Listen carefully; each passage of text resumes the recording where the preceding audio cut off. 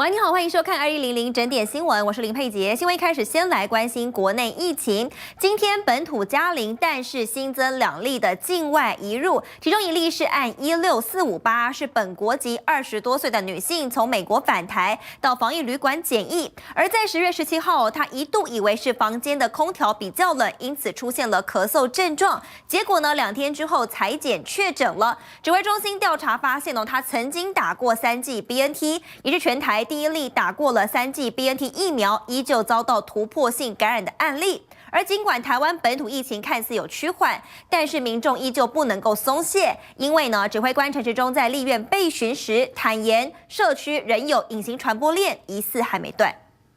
本土疫情连续2天加零，也没有死亡个案，但是新增2例境外移入，其中1例按16458是20多岁女性 ，CT 值36，她6号从美国入境，17号以为防疫旅馆空调比较冷，出现了咳嗽症状，2天之后检疫期满前采检确诊。他有一个接触者，那会匡列自我健康监测。指挥中心调查，按16458曾经打过3剂 BNT 疫苗，第3剂是在9月10号接种，第1剂跟第2剂之间隔了21天，第2剂跟第3剂间隔1个月。这也是国内首例打3剂 BNT 仍然遭到突破性感染的个案。指挥官陈时中更坦言，社区中有隐形传播链，讲说社区隐形传播链